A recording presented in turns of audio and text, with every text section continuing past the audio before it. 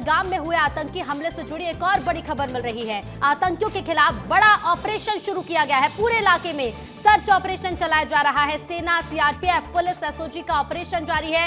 Helicopter और drone से आतंकियों की तलाश की जा रही है। एनआईए की टीमें दिल्ली और जम्मू से रवाना हो चुकी है। ऑपरेशन खत्म होने के बाद एनआईए इस पूरे मामले की जांच करेगी। पहलगाम के बेस्टर्न घाटी जाएगी एनआईए की टीम और इसी बीच आतंकी की पहली तस्वीर भी सामने आई, जिसमें हाथ में बंदूक लिए आतंकी नजर आया। तस्वीर देखिए, इस तस्वीर को जरा गौर से देखिए। ये वही आतंकी है जिसने 26 लोगों की जान ले ली, कई लोगों को घायल कर दिया। और ऐसे में देखिए, अब जो केंद्रीय एजेंसियां हैं वो भी अलर्ट मोड पर हैं। आतंकियों के खिलाफ अब बड़ा ऑपरेशन शुरू किया जाएगा। इन्हीं आतंकियों को जल्द से जल्द पकड़ने की बात कही जा रही है। पूरे इलाके में सर्च ऑपरेशन चलाया जा रहा है। सेना, सीआरपीएफ, पुलिस, एसओजी का ऑपरेशन शुरू किया जा रहा है। हेलीकॉप्टर और ड्रोन से इन्हीं आतंकियों की तलाश की जाएगी जिन्होंने 26 लोगों की जान ले ली। आतंकियों की तलाश करने के लिए एनआईए की टीम में जो टीम है वो दिल्ली और जम्मू से रवाना हो चुकी है और ऑपरेशन जैसे ही खत्म होगा उसके बाद एनआईए इस पूरे मामले की जांच करेगी। पहलगाम के बेस्टर्न घाटी एनआईए की टीम जाएगी। तस्वीरें लगातार विस्तार न्यूज आपको दिखा रहा है कि देखिए, बड़ा हमला पहलगाम में हुआ, आतंकी हमला जिसमें रायपुर के बिजनेसमैन की मौत हुई। मध्य प्रदेश के अलीराजपुर के एलआईसी अफसर ने भी इसमें जान गंवा दी। और सिर्फ मध्य प्रदेश और छत्तीसगढ़ ही नहीं बल्कि पूरे देश भर से पर्यटक उस दौरान मौजूद थे वहां जब आतंकियों ने ये कायराना करतूत की इस हमले को अंजाम दिया, जिसमें 26 लोगों ने जान गंवा दी। कई लोग घायल बताए जा रहे हैं और अब इन्हीं आतंकियों के खिलाफ बड़ा ऑपरेशन शुरू किया जा रहा है। पूरे इलाके में सर्चिंग की जा रही है, सर्च ऑपरेशन चलाया जा रहा है। सेना की टीम मौके पर मौजूद है। सीआरपीएफ, पुलिस और एसओजी के जवान पहुंच चुके हैं और हेलीकॉप्टर और ड्रोन के जरिए आतंकियों की तलाश की जा रही है। तो देखिए, जम्मू कश्मीर में जिस तरह से हमला हुआ, पहलगाम में हुए हमले के बाद एजेंसियां अलर्ट मोड पर हैं। सर्चिंग ऑपरेशन किया जा रहा है और इसके साथ ही साथ पूरे देश भर में सुरक्षा एजेंसियों को अलर्ट मोड पर रखा गया है। पर्यटन वाले स्थलों पर खासतौर पर निगरानी रखी जा रही है। और सीधे रुख करते एक बार फिर से इंदौर का हमारे सहयोगी पुनीत हमारे साथ लगातार बने हुए हैं। पुनीत, इस परिवार का दर्द हम सुन पा रहे हैं, विस्तार न्यूज के जरिए दर्शकों को बता पा रहे हैं कि उस परिवार पर क्या बीत रही होगी जिनके परिवार का एक व्यक्ति इस हमले में जिसकी मौत हो चुकी है। पुनीत, बातचीत भी करेगा। बिल्कुल देखिए ऋतु, काफ़ी दुखी है परिवार और कई सारे लोग यहाँ पर एकत्रित हो चुके हैं। जिनको जानकारी लग रही है वो लगातार यहाँ पहुँचते जा रहे हैं। देखिए, इस पूरे हमले में आकांक्षा घायल हुई हैं, लेकिन उनका इलाज, उनका ऑपरेशन श्रीनगर में नहीं करवाया जा रहा है। उन्हें घायल अवस्था में ही उनकी प्राथमिक उपचार करने के बाद इंदौर लाया जाएगा और यहीं पर उनका ऑपरेशन करवाया जाएगा, क्योंकि उससे पहले जो अंतिम संस्कार है सुशील जी का वो किया जा रहा है। तो परिवार इस वजह से भी काफ़ी दुखी है। हालांकि अब उनको लाने का प्रोसेस शुरू कर दिया गया है। जिला प्रशासन पूरी तरह से अलर्ट मोड पर आ गया है। दोपहर 12 बजे श्रीनगर से उनकी फ्लाइट है जो कि दिल्ली पहुंचेगी। दिल्ली से चंडीगढ़ होते हुए उनकी फ्लाइट इंदौर पहुंचेगी। तो माना जा रहा है कि लगभग 3:30 से 4 बजे तक वो यहाँ इंदौर पहुंच चुके होंगे। उसके बाद सुशील जी का जो बॉडी है उससे मॉर्चुरी में रखा जाएगा और उसके बाद उनका अंतिम संस्कार किया जाएगा। तो देखिए, हम लगातार परिवार से बात कर ही रहे थे। परिवार यहीं पर मौजूद है और हम देख ही सकते हैं कि कितना हर व्यक्ति गमगीन है। और हम उनकी भाभी से एक बार फिर बात करने का प्रयास कर लेते हैं, क्योंकि काफ़ी गहमा गहमी बनी हुई है। और देखिए क्या कहना है उनका, हम बात कर लेते हैं।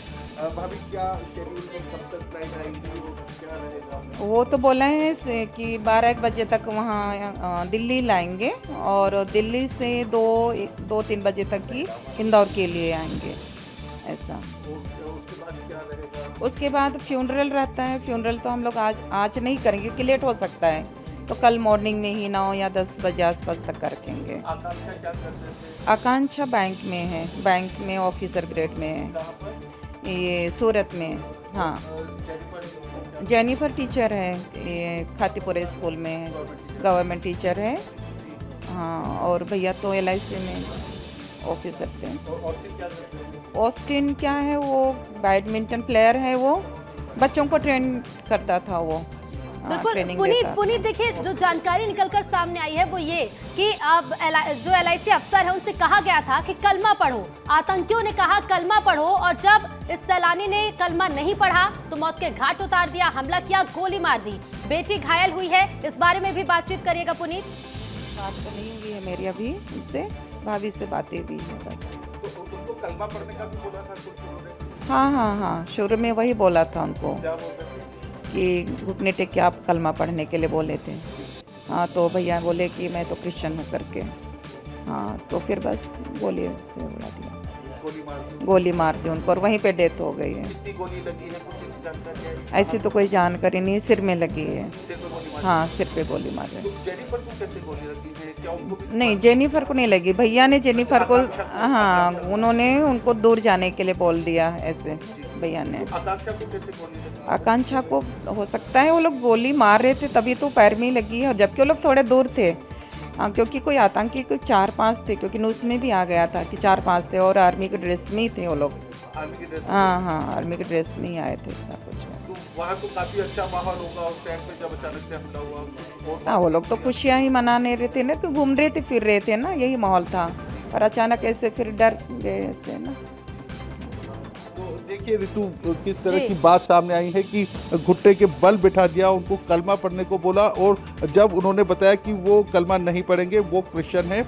और एक और बात ये देखिए कि सुशील जी ने कितनी हिम्मत दिखाई, अपने परिवार को उन्होंने बचाया है, लोगों को, अपने परिवार के लोगों को दूर भेजा और खुद उन्होंने गोली खाई है आतंकियों की। तो ये एक शहादत ही इसे कहा जाएगा कि परिवार के लिए व्यक्ति कितना तत्पर रहता है कि अपनी जान तक न्यौछावर कर देता है। और हालांकि बेटी आकांक्षा का मैं आपको फोटो दिखा देता हूँ, ये आकांक्षा है, इनको गोली लगी है, ये फोटो देखिए, आकांक्षा आपको नजर आ रही होंगी। आगे ऑस्टिन है, ये आकांक्षा का भाई है, ये जेनिफर है, और ये सुशील जी है जिनकी डेथ हुई है।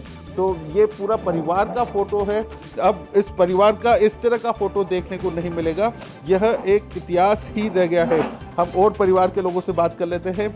सर, क्या कहेंगे, कितनी दुखद घटना है इस तरह से गोली मार देना? बहुत बड़ी दुखद घटना है कि कभी सपने में भी नहीं सोचा था।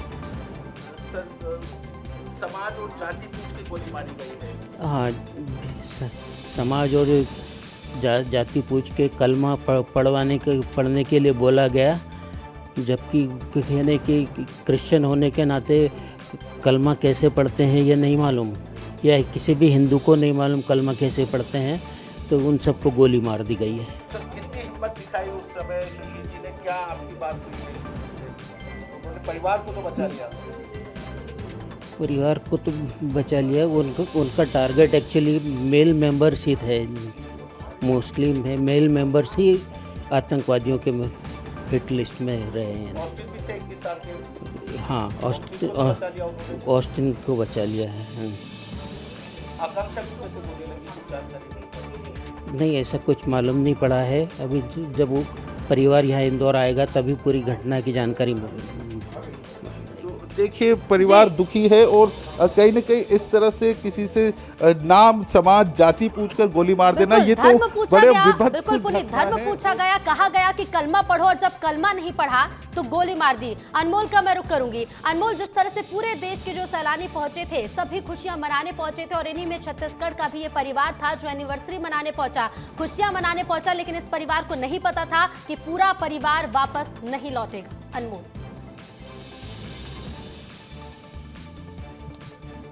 बिल्कुल ऋतु, देखिए बहुत दुखद ये घटना है। इस घटना ने सिर्फ छत्तीसगढ़ को ही नहीं बल्कि पूरे दुनिया को झकझोर कर रख दिया। आप देखिए, रशिया हो चाहे अमेरिका हो, हर जगह से जो है शोक संदेश आए हैं, हर जगह से जो है परिवार के साथ, भारत के साथ खड़े रहने के संदेश आया है। आप देखिए, मैं इस वक्त जहाँ खड़ा हूँ, ये दिनेश मिरानिया का घर है। ये वही दिनेश मिरानिया हैं जो लोहे के कारोबारी थे और बहुत लंबे समय से इनका रायपुर में रहना हो रहा था, और बहुत छोटा सा परिवार था इनका, एक बेटा, एक बेटी और अपनी पत्नी के साथ जो है ये एक पारिवारिक कार्यक्रम में शामिल होने के लिए गए हुए थे।